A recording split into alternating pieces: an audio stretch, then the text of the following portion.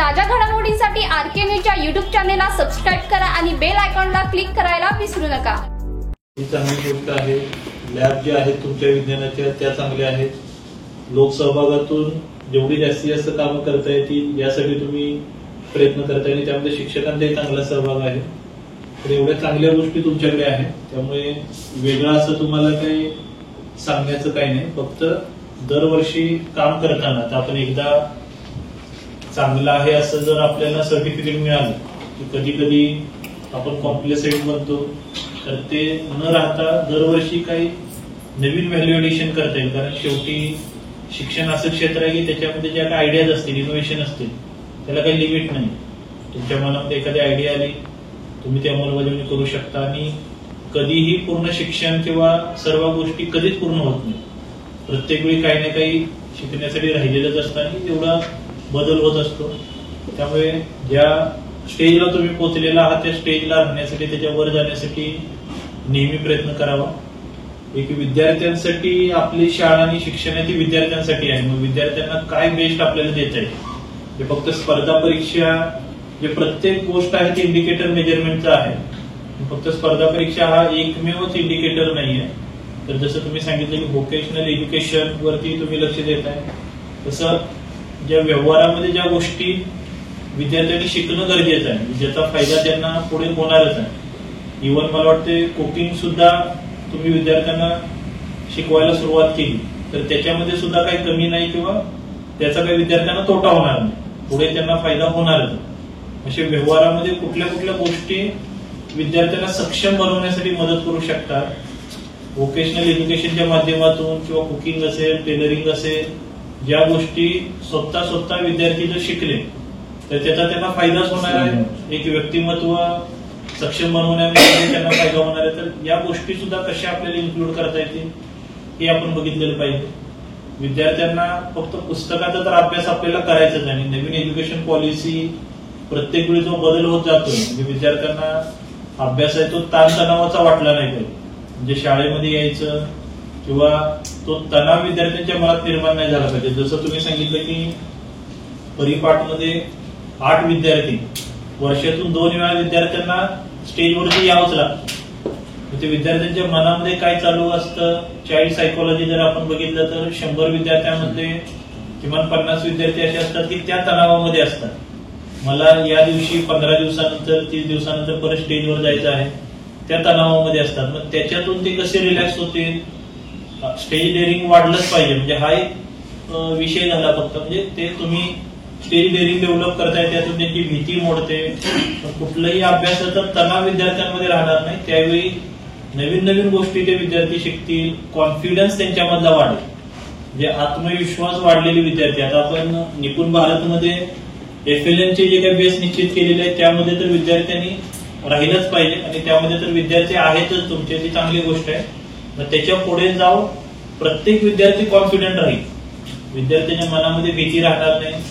शिक्षकांना प्रश्न विचारण्याचा असेल किंवा एखादी कृती करण्याची असेल किंवा कुठल्याही गोष्टीची भीती विद्यार्थ्यांच्या मनामध्ये असेल तर थोडा आत्मविश्वास कमी राहतो। एखादं गोष्ट कमी येते असं त्यांना वाटत असेल तरी ती भीती राहते, त्यातून आत्मविश्वास कमी राहतो।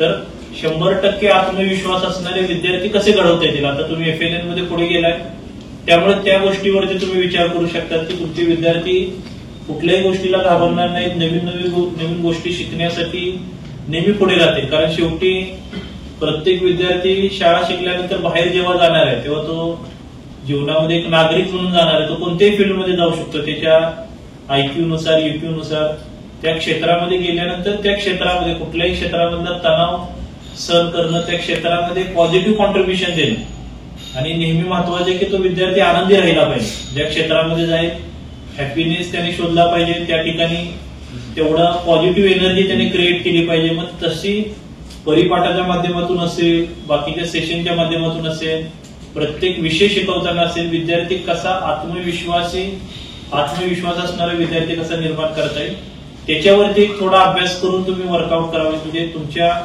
800चे 800 विद्यार्थी आत्मविश्वासी आहेत आणि आत्मविश्वास जेव्हा राहतो, जो आपण परिपाठातले मूल्य शिक्षण वगैरे आपण म्हणतो, मूल्य शिक्षणाचा क्लासही त्यासाठी महत्वाचा आहे।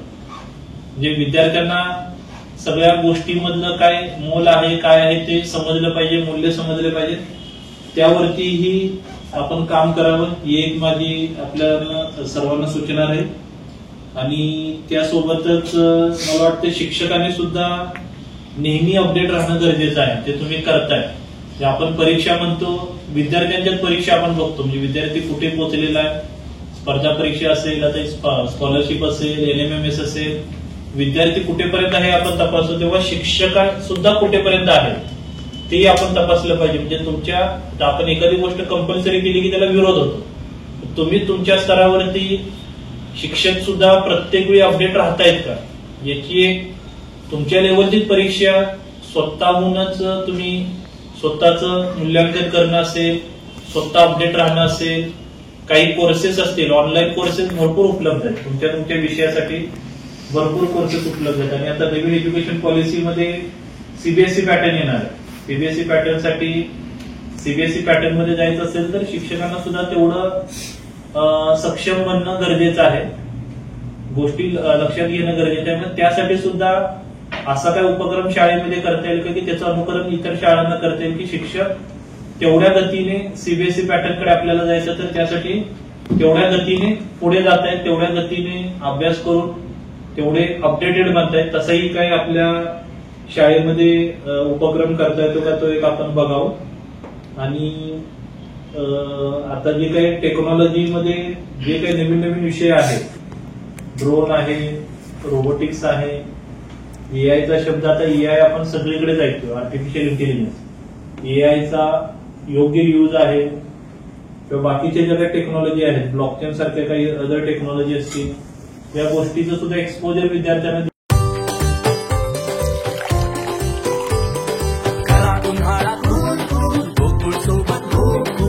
गोकुळ सोबत गोकुल. डेअरीतनी रांगा, रांगातनी किटल्या, किटल्यातनी दूध हाय भारीच ग, भारीच ग, भारीच ग. दूध भारी, फॅट भारी, SNFB भारी, ही किमया फर्टिमिन प्लस ची सारी. गोकुळच्या महालक्ष्मी पशुखाद्य कारखान्यानं आपल्या दूध उत्पादकांसाठी नव्यानं उपलब्ध केलेलं सीवीड युक्त मिनरल मिक्सचर फर्टिमिन प्लस. दुधाला रेट, वर्षाला वेद. आपल्या डेअरीतून आजच आणा फर्टिमिन प्लस.